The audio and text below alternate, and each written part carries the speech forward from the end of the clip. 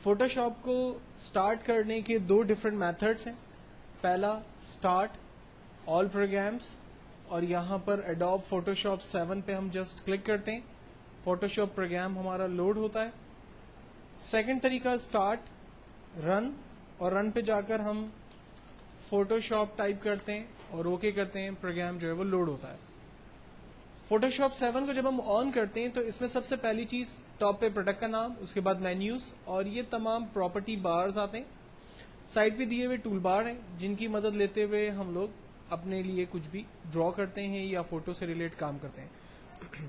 Photoshop جو soft where ہے وہ بیسکلی یوز ہوتا ہے فوٹو ایڈیٹنگ پرپس میں. لائک آپ لوگ کسی بھی قسم کے پینافلیکس ڈیزائن کرتے ہیں, آپ بروشرز بنانا چاہتے ہیں, آپ بکس بناتے ہیں, لائک اسماعیلی پاکستان جیسے ہماری ایک بک ہے, اگر آپ وہ پوری بک کمپوز کرنا چاہتے ہیں تو آپ ان بکس کو فوٹوشاپ پہ کمپوز کر سکتے ہیں.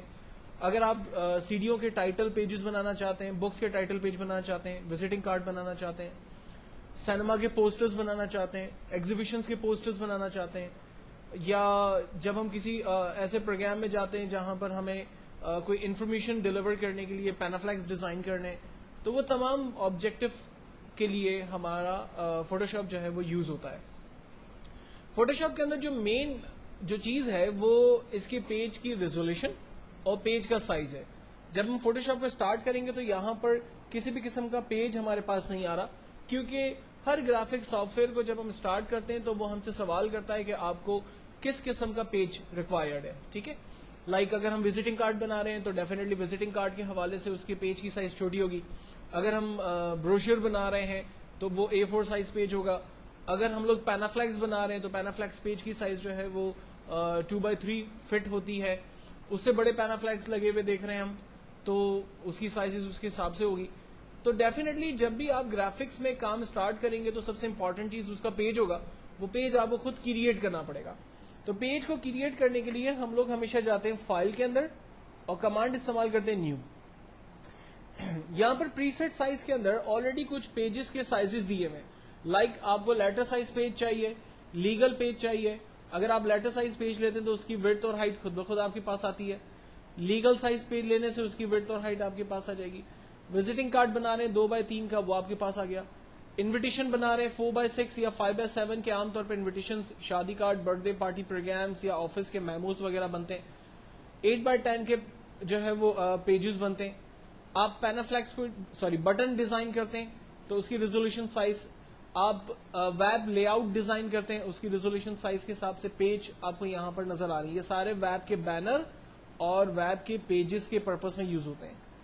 تو ایکچوئل میں فوٹوشاپ جب ہم کریٹ اسٹارٹ کریں گے تو یہاں پر دیے ہوئے پیجز میں سے کوئی بھی پیج اپنے لیے چوز کریں گے. اگر آپ اپنی مرضی کا پیج سائز دینا چاہیں تو یہاں پر آپ اپنی مرضی سے پیج سائز ڈیفائن کر سکتے ہیں. ریزولوشن سائز بڑی امپورٹنٹ ہوتی ہے. عام طور پہ جب آپ پینافلیکس ڈیزائن کرتے ہیں, پینافلیکس کس کو کہتے ہیں, ابھی آپ آئے ہوں گے انٹرویو ہوں گے, آپ نے باہر ایک پینافلیکس لگا ہوا دیکھا ہے. ٹھیک ہے, یہ جو پلاسٹک کے اوپر پلاسٹک پیپر پہ پرنٹنگ ہوتی ہے اس کو ہم لوگ پینافلیکس کہتے ہیں. ٹھیک ہے, اس پینافلیکس کی اپنی ایک سائز ہوتی ہے.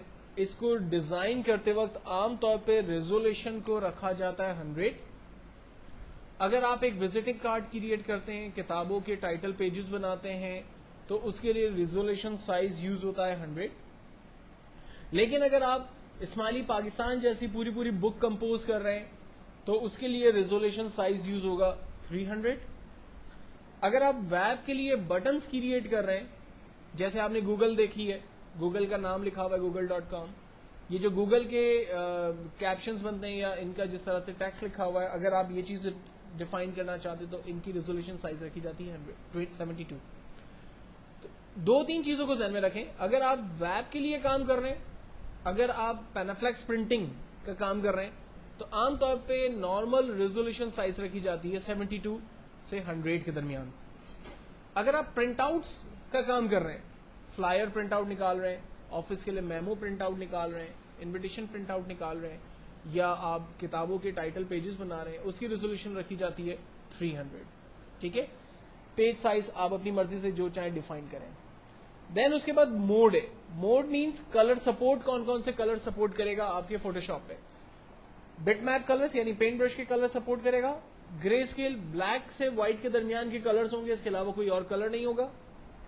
आरजीबी कलर और सियान कलर में आमतौर पे कोई फर्क नहीं है सिवाय एक चीज के, आरजीबी कलर के अंदर आमतौर पे गोल्डन कलर बनाया जा सकता है, जबकि सियान कलर के अंदर गोल्डन कलर नहीं बनाया जा सकता। मिसाल के तौर पर अगर आपको ARY ज्वेलरी के लिए एक पैनाफ्लेक्स डिजाइन करना है, या आपको जो है वो किसी ऐसी कंपनी के लिए जो कि सोना या गोल्डन चीजें डिफाइन कर रही है, कोई फैब्रिक कंपनी है जिसने गोल्डन के अंदर चीजें अपनी जो है वो बनाई है, आप उस गोल्डन को प्रिंट करना चाहते हैं पैनाफ्लेक्स के ऊपर, तो आपकी जितनी भी कंपोजिंग होगी वो आरजीबी कलर के अंदर से होगी, क्योंकि आरजीबी कलर की वजह से ही गोल्डन कलर बनता है, जबकि सियान कलर गोल्डन कलर नहीं बना सकता।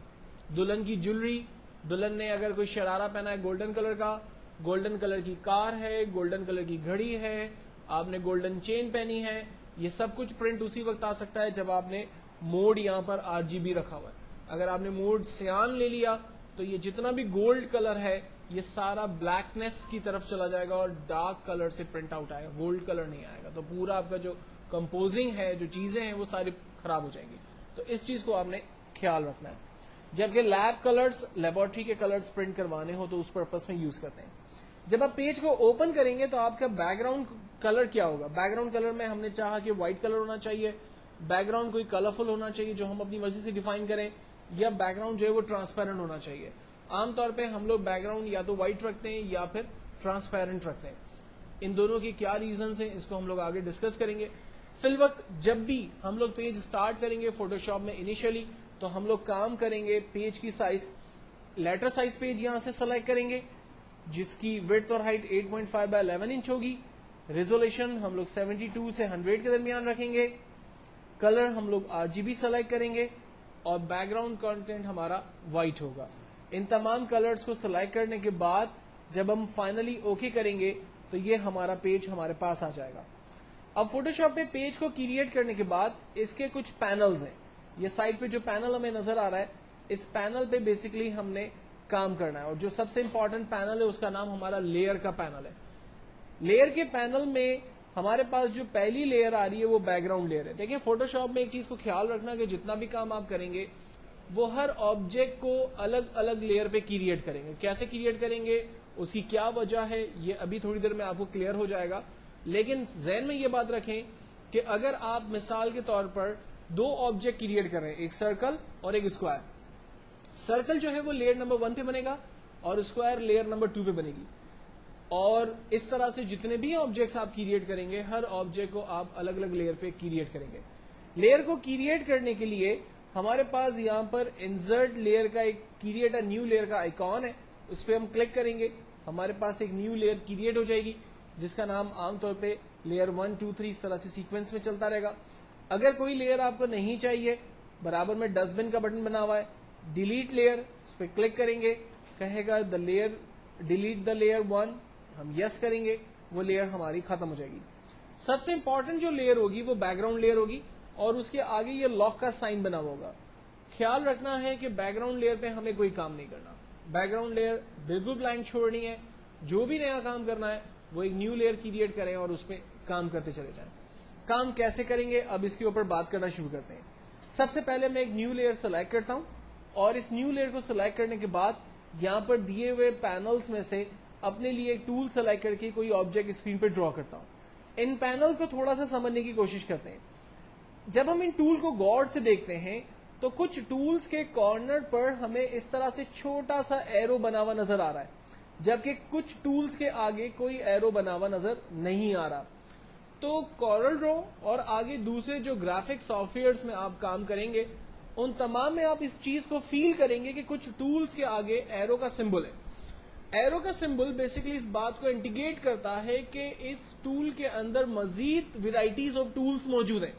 अगर आप उनको यूज करना चाहते हैं तो जस्ट आप उस टूल के बटन को क्लिक करके रखें, इसके अंदर के मजीद टूल्स आपके सामने आएंगे। लाइक फॉर एग्जांपल अगर मैं इस इरेजर के टूल पर क्लिक प्रेस करके रखता हूं तो इरेजर के टूल के अंदर जितने भी मजीद टूल्स मौजूद हैं वो सारे टूल्स मेरे सामने आ गए। और अगर मैं इनको स्टॉप दूसरे टूल की तरफ चलता हूं لائک میں نے یہاں سے ہلنگ ٹول لیا تو اس کی پراپرٹیز جو اس کے اندر موجود ہے وہ مجھے نظر آ رہی ہے. ٹیکسٹ ٹول کی طرف جا رہا ہوں تو اس کے اندر کے جو ٹولز ہیں وہ مجھے نظر آ رہے ہیں. تو ان ٹولز گروپ آف ٹول کو اوپن کرنے کا طریقہ کیا ہے؟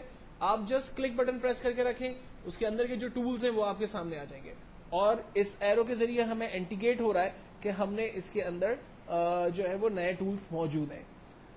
یہ جو پینل ہمیں لیئر کا نظر آ رہا ہے, مثال کے طور پر یہ پینل اور یہ جو ٹولز ہمیں نظر آ رہے ہیں, اگر یہ ٹولز ہمارے پاس آف ہو جائیں تو ان کو آن کرنے کے لیے ہم لوگ ونڈو کے مینیو میں جاتے ہیں اور یہاں سے لیئر کے پینلز پہ کلک کرتے ہیں تو یہ لیئر کا پینل ہمارے پاس کھل جاتا ہے.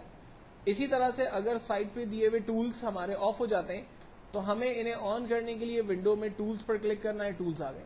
جبکہ ٹاپ پہ پراپرٹی بٹنز آ رہے ہیں, اگر اس کو آف کرنا ہے تو ہم آپشنز کو آف کر دیتے ہیں, واپس لانا ہے تو آپشنز کو واپس لاتے ہیں.